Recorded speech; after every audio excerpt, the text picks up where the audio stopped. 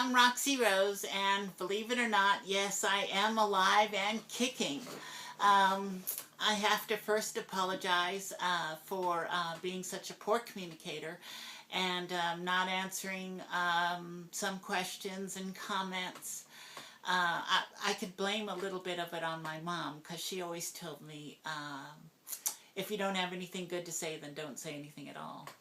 And having going through a divorce over the last couple months, and it hasn't been very nice, and at times it's been very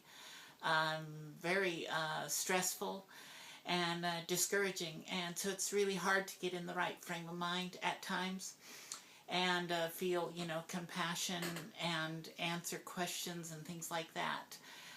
So please forgive me. And but the good news is my divorce is final. Like I said, it wasn't amicable, but at least it's done. As everybody in divorce, they feel like they got taken advantage of, and maybe I feel that way. And part of that is just an apprehensive feeling of being alone for the first time. I went from my parents' house to being married, and that's where I've been for the last 30 years. So this is really the first time I've ever been on my own, really, and single. Quite nerve-wracking, scary, really. And then the dating thing, oh, that's scary too. Gosh, all of this is just so scary. But like I said, divorce is final, so now I can move on. Now, for those who want to know how I feel about the divorce, as far as am I happy that I'm divorced? Well, not really. Saying goodbye to a 30-year relationship is quite difficult. And although I did come to terms with my attraction toward women and men, etc.,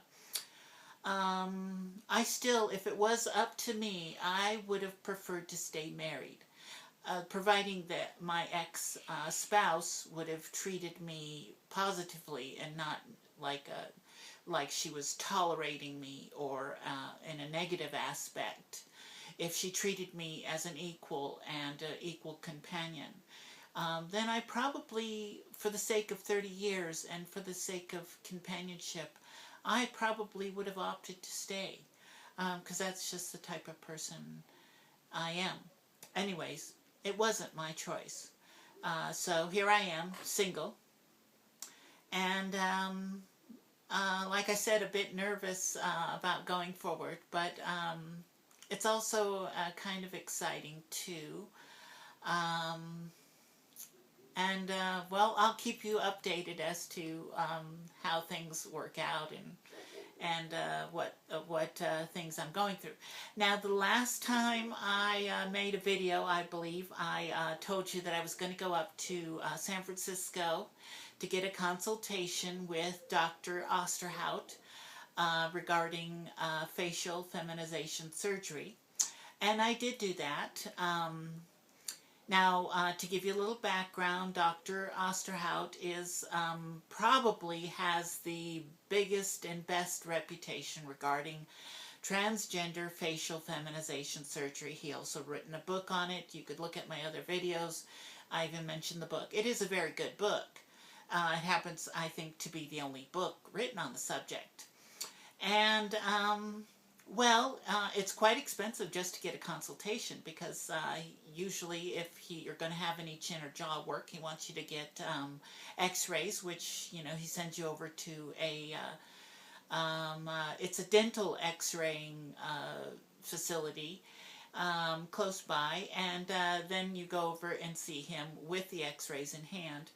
And I was smart enough to ask for my x-rays. Keep that in mind if you do get a consultation with Austerout. They want to keep your x-rays, but really you should walk away with them.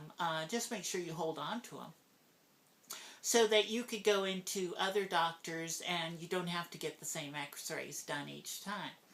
Anyways, so I got a consultation from Dr. Austerout. I have to say, he's a smart man. Though I wasn't surprised or overly impressed with anything. The book And what I read about on the internet was basically what I learned when I got there. Their office is quite busy. And I noticed that they had other women there other than transgender women. But there were several transgender women there at the time. So they are quite busy. And as you could expect, for somebody in the top of his field, having written a book, having his reputation, well, you could also expect his prices are going to be, well, they can't really be double his competition. But I would, before I went in there, I thought, well, he's going to be like 20 to 25% more than the next guy. Well, who's the next guy? Well, there's several next in line that are also renowned facial feminization surgeons. And yes, his price came in about 25% more than what the next guys are. So I wasn't surprised about the price either. To give you just, now this is just a ballpark figure. What he was going to do for me was, let's see, the hairline reduction and the brow lift, lip lift, chin, obviously, jaw, and let's see, and the thing is with Dr. Austerout, which is contrary to other surgeons, is he will not do cheek implants and he will not do a facelift at the same time, where most of the other surgeons squeeze those in during the same operation. So, oh, and also I need the orbital socket around the eye done. So his quote to me was $45,000. Which is quite high, nothing more than I expected. Actually, he's within like 1,000 of what I predicted. Anyways, so that was that. But then I would have to return for another operation for a facelift and cheek implants if at that time he thought I needed them. Because what he suggested was after you reshape the face, then you could look at the face and tell whether or not you need cheek implants. Sounds reasonable. Well, you know, to throw in some cheek implants, and I feel like I could do with some, a bit fuller cheeks. Couldn't hurt, really, in my opinion. And so to come back for a facelift and cheek implants, that'd be about another $25,000, which then his price is way over the next guy in line. Okay, so, well, that's Dr. Austerout, and I was not surprised at that at all. I was hoping that when I got there and talked to him in person, that there would be, you know, something that would convince me that he was the best in his field. And I'm not discrediting him. Like I said, he's a very smart man, and he looks very competent, sounds very, I'm sure he's very competent.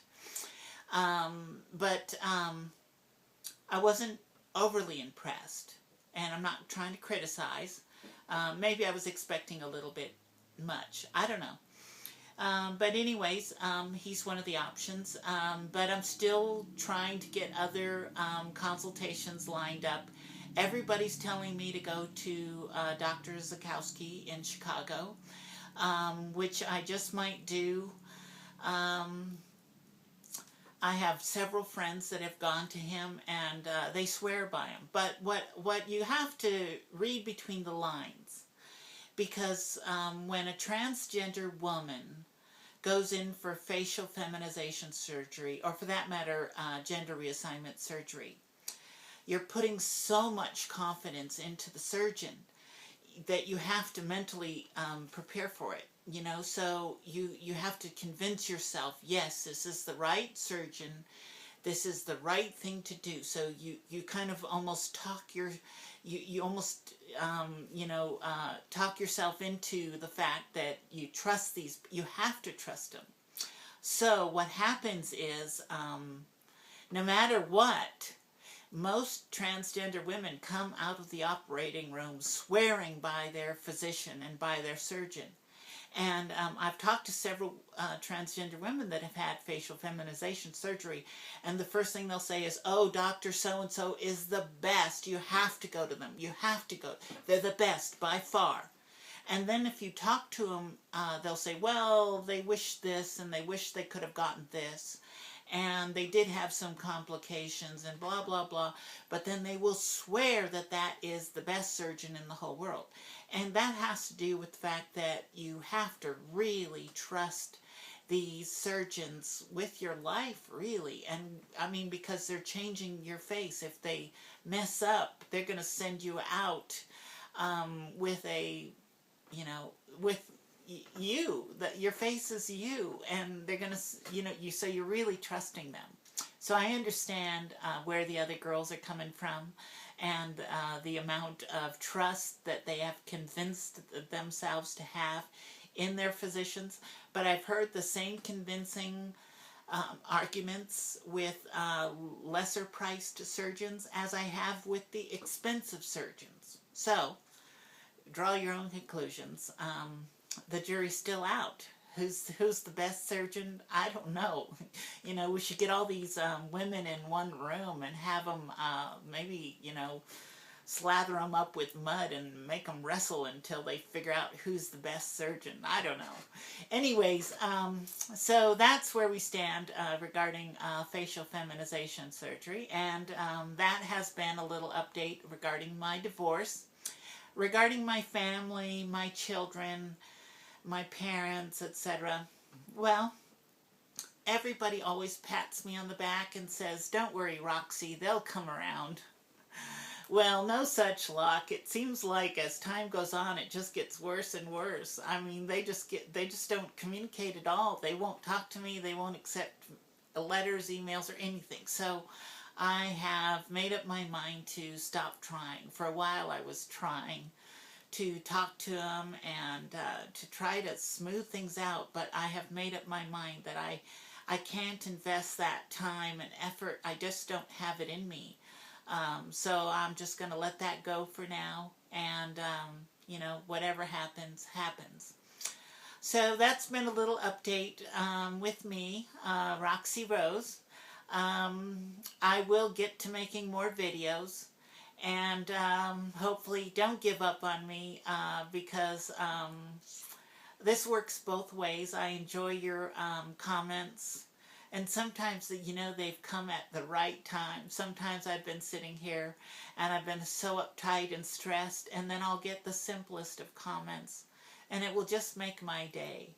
And so it does work both ways. I hope I have been encouraging to some, and you have definitely been encouraging to me. All your well wishes and your concerns, you know, where's Roxy? How come she's not making another video? Is she still alive? Well, I'm still alive and kicking, and quite feistily, like I said. Well, anyway, so this has been Roxy Rose, and just a little update. And I'll get back on track. I'm trying to cover more issues regarding mature transgender women transitioning late in life. And hopefully my life now, since I am divorced, will get back on track, and we'll get going here and making more videos. So stay tuned, and we'll see you again. Thanks for watching. Bye-bye.